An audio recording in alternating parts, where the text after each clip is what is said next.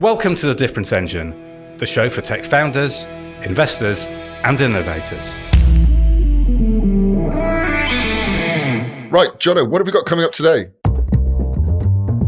Well, we'll ask what OpenAI's latest purchase tells us about the new reality of category power. And we're building a blueprint for overthrowing an entrenched tech incumbent. Could you really replace PowerPoint? But first, we all know that tech trends move in cycles, but who saw this one coming back? Okay, Jonathan, the French say, plus ça change. What do you say? I think a rough translation of that lovely French phrase is the more things change, the more they stay the same. And with decades of experience in the tech industry, we've seen many fads come, go, come back again, sometimes turning up as the new tech messiah, even though they were in the bin 10 years before. One of the examples of this is that Freemium, remember Freemium, is now the route to AI category domination. And it has become obvious that for freemium and product-led growth to work at scale, you clearly need millions of users. If it's just thousands, you just have to go and sell it because the numbers don't actually work. And as you know, if you've been paying attention, the AI era has validated that because of the rapid scaling of AI users, despite the fact that the market appeared to lose faith in freemium for a while, probably just a decline in numbers of a network effect, enabling applications. But that was before AI kicked in. Yeah, I think AI's really kicked it back off. There is a bit of a difference here between B2C, where freemium is the go-to, and B2B, where it's been tried with various amounts of success. But as AI goes across both, freemium isn't just back, it's the default growth and category domination weapon for AI.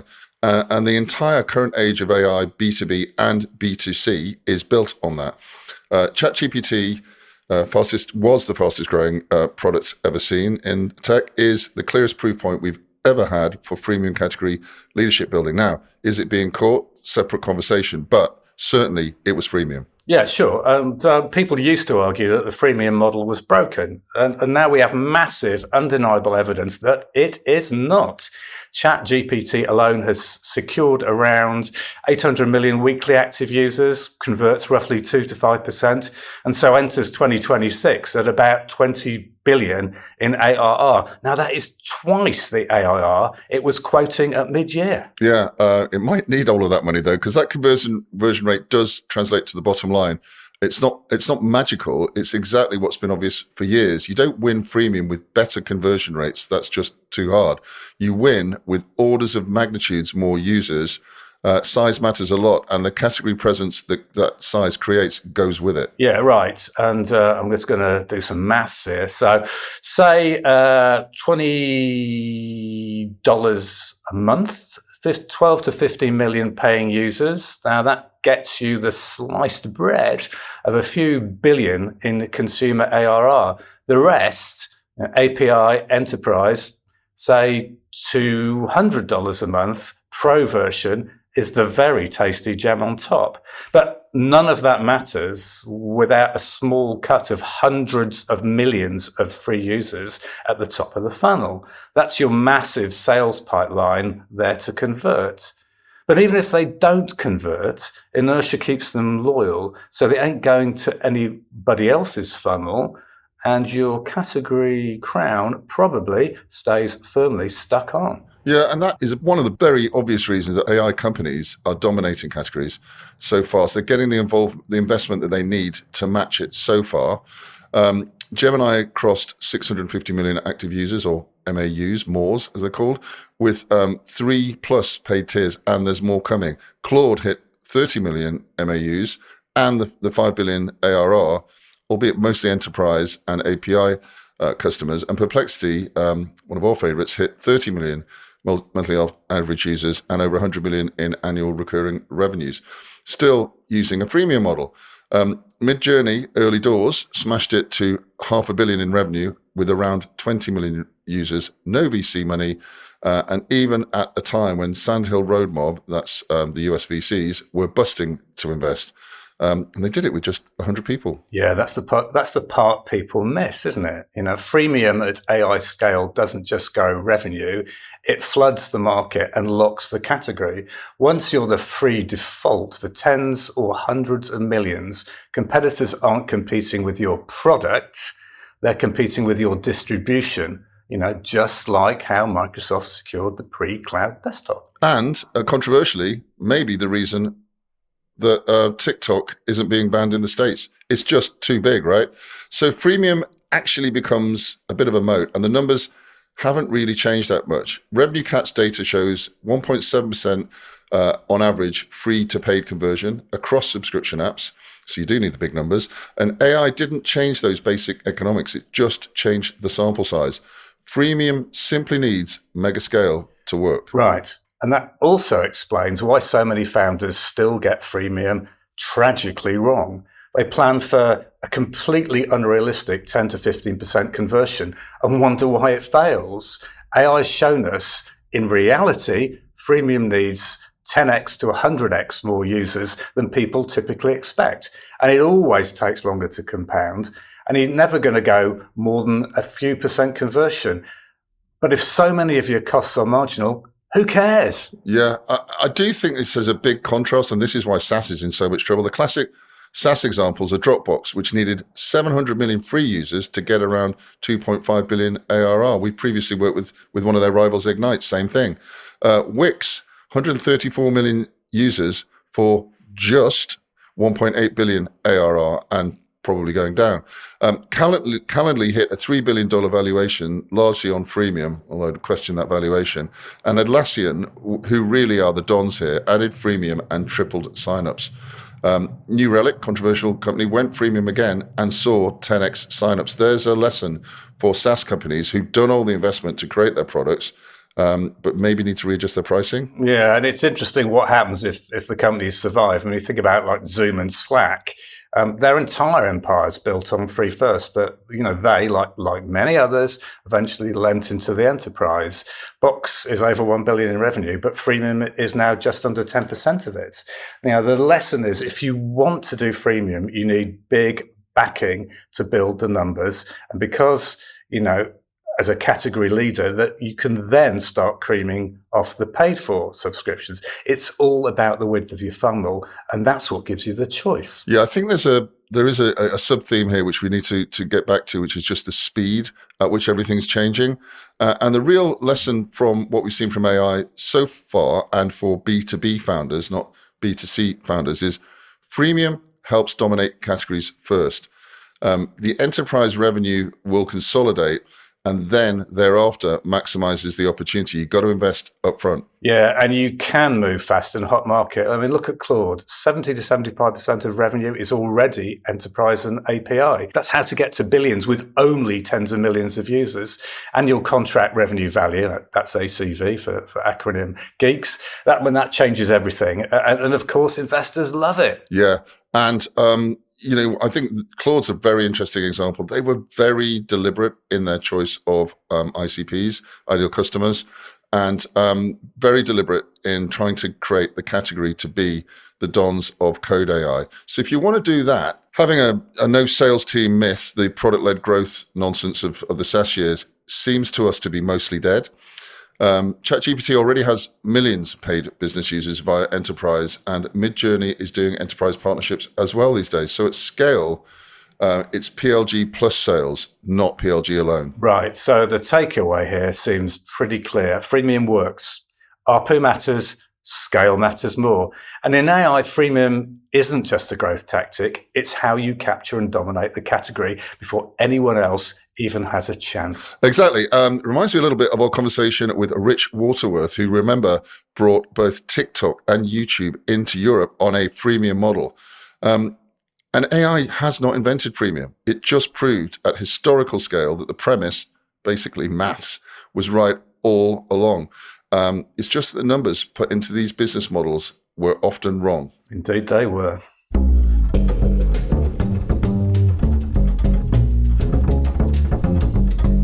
So I wanted to talk about a sort of new reality that's coming in terms of category power. I mean, did you see this one? OpenAI just paid about $100 million to acquire a 4-person startup. The company's called Torch. That's roughly, by my maths, that's 100 million divided by 4. That's 25 million per employee. Now, on the surface, that sounds insane, but it actually tells us a lot about where tech category is heading, and particularly about category concentration, which we discussed, I believe, in episode 68. Yeah, well, like 100 million, I missed it because it's not a big number for OpenAI. It's not a big number for Google. It's chump change. The 25 million per employee, pretty impressive, but it only looks crazy if you think that what they're buying was people. Like many of the acqui-hires that we've seen recently, including, one could argue, OpenAI to Microsoft, but they weren't. What was being bought by OpenAI here was strategic control in an emerging category, healthcare AI infrastructure. Hot, hot, hot. Yeah, and it's much more than strategic. It's a control. It's a point. It's a point in an emerging category, and as you say, that's healthcare AI infrastructure. So they certainly weren't a flashy chatbot or something similar. They were building something much more fundamental. And that is a system that lets AI view a patient's full medical history in one place. Yeah, that's not a healthcare records app. That's a data layer. Well, yeah. And data layers are where categories consolidate. I have been speaking to a bunch of friends who are medics, GPs, about this for a while. And they seem to overestimate the moat that they've got. And especially in regulated industries like healthcare, that's easy to understand. Now, OpenAI could have built all of this tech themselves. It would have taken years, not just technically, but to my point about entrenched players, politically and operationally. Healthcare data is messy, fragmented, deeply contextual, very, very private, and that's where the healthcare regulation and compliance shapes business models. Yeah, which is why this acquisition lines up perfectly with OpenAI's move into ChatGPT Health. I mean, if you look at OpenAI's own report, 1 in 4 users submits a health-related prompt every week. That's 40 million people are doing that daily. Yeah, that statistic's critical. And you know, it's I think 40 million is conservative. We've all done it. I've done it. You've done it. And Elon Musk did it and recommends you put your blood work in there. He says Grok almost never hallucinates. It shows how user behavior is already there. It's not moving there. It's already there. People trust AI to interpret symptoms and lab results. The natural next step isn't more chat. It's agency. AI can reason over your medical history, just as you would debate it with the gatekeeper, who's normally the medical professional, and not just answer the isolated questions and hedge it. Again, this is all about context and context over content. Yeah, exactly. And this is also where category concentration starts to kick in. Healthcare AI is moving from, possibly helpful chatbot, let's debate that later, to an effective trusted agent. Whoever owns the agent needs to own the history, and that means owning the data substrate. Yeah, of course. Which brings us back to why on earth OpenAI paid what they paid. Probably 3 things, right? They bought some they bought some technology, a medical data engine that would have taken years to replicate, months maybe, but still, secondly, timing, a head start on healthcare AI as the world moves from it moves from having a chat with your doctor to conversational online interfaces to now agent-based systems who can take action and make recommendations. And third, they bought, and this is the acqui-hire bit, real-world healthcare experience, and scars and all for that. Oh, see what you did there. But I think it also fits into a broader acquisition pattern. If you look at their recent moves, they paid. This is where you get nice big money, Paul. Real money. This real proper money, right? Proper money. From memory, about 1.1 billion for StatSig. Now that's really about experimentation and telemetry. An even bigger number, 6.5 billion for IO, which is essentially hardware and infrastructure. And then this Paltry 100 million for Torch, which is It's all about the healthcare data. Could they not have negotiated harder? They might have done, but the beauty of this is for OpenAI, it ties all the healthcare data together. Yeah, and lining all of those up, the strategy punches you in the face. Not sure that's very healthy for health professionals, but OpenAI isn't just building models anymore. They've moved right on. Foundational models are becoming table stakes. The real competitive advantage is vertical control. Infrastructure plus experience plus workflow ownership, the entire category value stack. Indeed. And this is classic category concentration behavior. Early on, potential categories are fragmented. Lots of startups, lots of surface level differentiation. Then once usage explodes, and it has done very, very quickly with LLMs, power moves towards whoever controls the deepest levels of the stack. Yeah, you see this a lot. So we're talking about healthcare in this instance, but you can see it very much in agentic commerce. And in this phase of the category, as it's forming, the key questions are not who has the best model anymore. That's all gone. They're much more structural and strategic. Who owns the agent? Who owns the data history? Who owns the workflow? And who do people actually trust? Yeah, and why are we talking about this? Well, essentially healthcare just happens to make this visible faster because the stakes are so high, because we all care about our own health. Trust, compliance, and continuity matter more than novelty. You can't swap vendors easily once the AI becomes embedded in clinical decision making. What is that? That's vendor nirvana. And that's why this deal really is not about a 4-person startup or a paltry amount of money. It's about OpenAI planting a flag even in the ground and saying, we've got intentions to own the healthcare AI category end to end. Yeah. And what can we learn from this? There's a broader lesson for any tech company watching this behavior. Categories currently are concentrating around control points. And by control points, we mean data, agents, workflows, not features, right? Not features. We go on and on and on about this.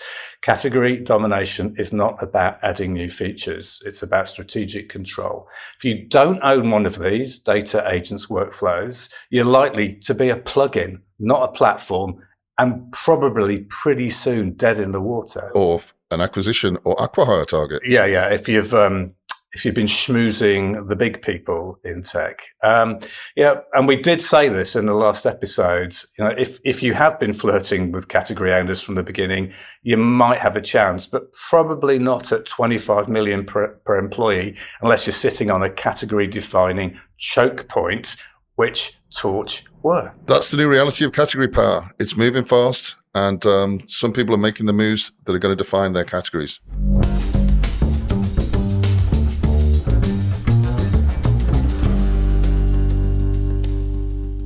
So, Paul, what are we going to look at next? We want to ask ourselves, how do you beat a 40-year-old tech incumbent at its own game? Well, that is indeed an interesting question, a category conundrum. So, in order to explain this, let's go a little bit business school here. Let's do a case study. How would you displace good old PowerPoint? Where do you start? There's a whole graveyard of presentation tools that tried. I don't want to list them. There are too many.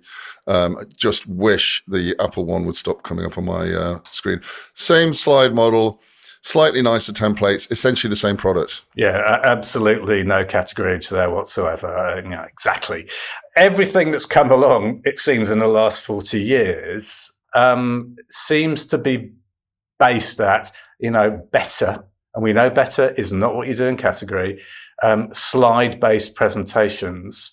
But let's be real, that really doesn't matter when the incumbent is pre-installed on basically every desk in every organization, and frankly, these days, every home on Earth. Yeah, and as our friends in the AI world are finding out, distribution matters a lot, and tech distribution often beats out product polish.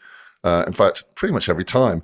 That's been Microsoft's business model from the beginning, and it's worked pretty well for them. Okay, so the real question in all of this is, how do you actually compete with something like PowerPoint or any other entrenched mega app? Let me guess, you stop trying to beat it out on features and forget all of that better nonsense. Absolutely. You think category. So what you do is you start by looking at the business model, not the tech. So not tactical feature gaps, strategic structural advantages that you could create. Like what? Would you care to elucidate? Well, if you think about PowerPoint, clearly the biggest real world advantage is distribution through the Office bundle.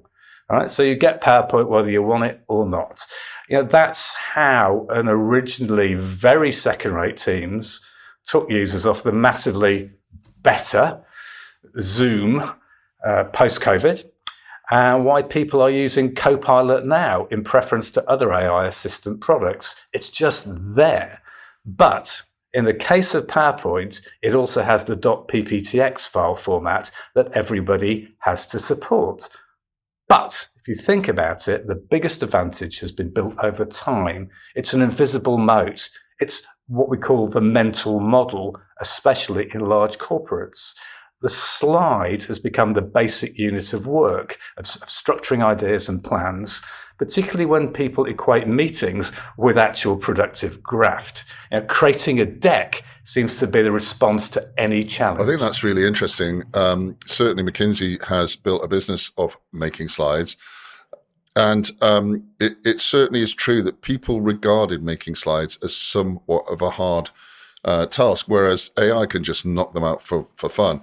But Microsoft's hegemony can then be also a weakness, because it means that should anyone cannibalize this advantage, which is, of course is the innovator's dilemma, so they wouldn't want to move off it necessarily themselves until they needed to, probably the best a competitor could do is take this product to a new, probably a AI-powered new level. But what they should do really is change the game, destroy the culture of slide presentations, which I believe is happening, and move things on. After all, PowerPoint is simply a better version of slide carousels. Kodak, that went well. Overhead projector foils, oh my God. Remember 3M? At least they're still in business, making sticky tape and quite a few other things, to be fair. But decades ago, Microsoft created this new category by delivering new utility and linking it with ever-growing distribution via all the global partners on a new PC platform and Microsoft's Bridgehead operating system. Exactly. These are just three of the things that made them strong and sticky. So once you absorb that information, what next? Well, you have a really hard look at them as a business, and you look for their untouchable, the inertia-ridden constraints in the business. So the way to think about that is to ask yourself, if they tried to copy my imaginary product, what would they have to give up to do it? The really, really, really big pants decisions. Yeah, and I think they're not alone in some of the issues they face here. They probably have to abandon their file format. That's a large thing to do. Ask Adobe. Or the really big banger, change the actual basic premise of productivity and what a key productivity tool would comprise in or outside of the Office template. Right. So the big pants decision would be switching away from creating slides as a core productivity approach. So let's let that sink in for a moment. Completely move away from creating slides as a way to communicate information in corporates and everywhere else, right?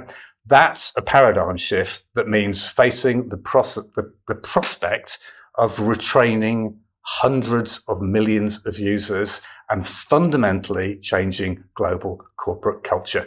Is that big enough? Wow, that's massive. But if you think they could do all of that, what next? Well, if you genuinely think, they could do all that, clearly your idea is too close. You're still playing their game, following their paradigm. Right. So you're saying the move has to change the game entirely? Yeah, of course. And that's where tech shifts come in. Cloud, mobile, AI. Each shift gave you the opportunity to change the basic way things are done, which is the essence of category design. And it works a lot of the time, but often that tech shift alone isn't enough to build a category, is it? Yeah, exactly.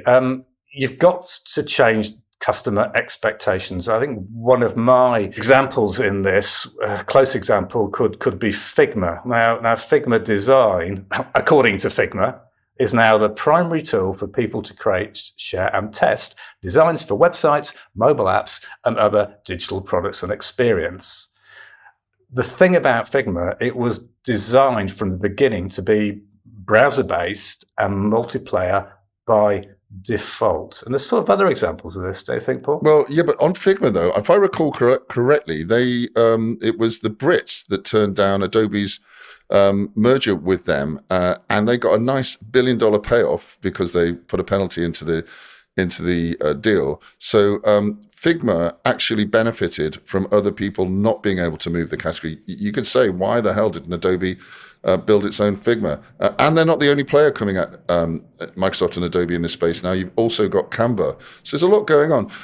Speaking of Adobe, Photoshop, which was, probably still is, massively the incumbent, couldn't follow without blowing up its file format and the business model that Figma was looking to usurp. And you can bet there's lots of people out there thinking about how to use AI in the same way on Figma to change the game again. I've seen it. And that's the inevitable pattern. And the reality of making such a move is you choose constraints that might make you perhaps a little bit worse at the old tasks, which are going to go away anyway because you're going to redefine them, but dramatically, and this is the only time I'd ever use better at the new ones, which of course are things you have defined. Yeah, so they're new, so they're different. And so how might this play out if there really is that PowerPoint killer out there? Okay, so you won't be surprised that in this day and age, it would require you using AI, of course,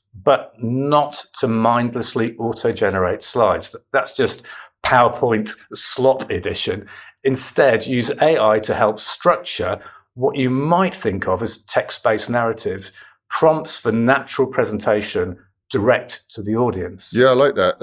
So the idea would be that slides, where people generally talk to them, are no longer the basic route for presentations. Makes me think video could be. And then what you need is free-flowing, structured, prompted narratives. Notice I said free-flowing, structured, prompted narratives. Didn't talk about the delivery mechanism. It's more like that old trick of using cards with the ability to flash up AI-generated illustrations from within the app. That's a different approach. But remember, this is not an AI play. This is about restructuring behavior. AI should only accelerate the basics, not replace them. Ground-up thinking is what gets you to true differentiation. Right. A much better format for a mobile-led world, I think. If you think about it, this is story building that works, whether for reading, listening, or presenting, rather than Word for reading and PowerPoint for presenting and some yet to be standardized podcast format for listening. Is much more suited to the formats of what is now an inherently mobile world. Yeah, a totally different mental model, not a platform model. And after all, PowerPoint is still firmly rooted in the PC era and an 80s way of thinking. Yeah. And the beauty of this, if you have the backing and if you have the bravery, is that PowerPoint couldn't copy this model without disrupting itself.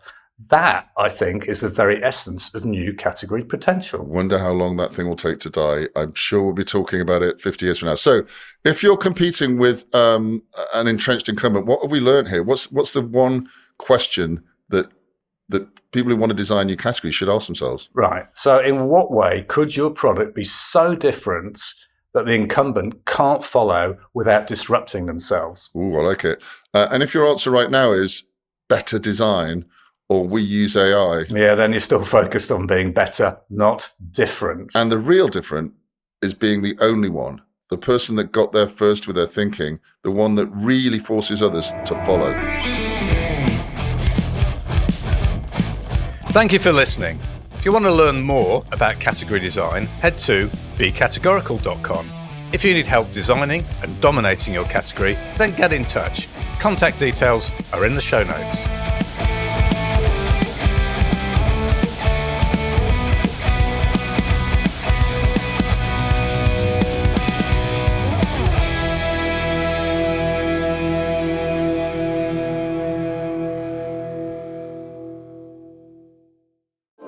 Think there are too many lookalike tech companies chasing the same markets? We do. We think it's because so few tech startups are able to build and lead their own categories. What matters most is to be different. Stop following and start building your own unassailable leadership position today.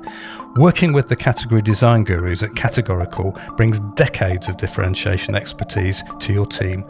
Book a consultation from our website today and we will send you our one-pager detailing how to start designing your own highly differentiated category.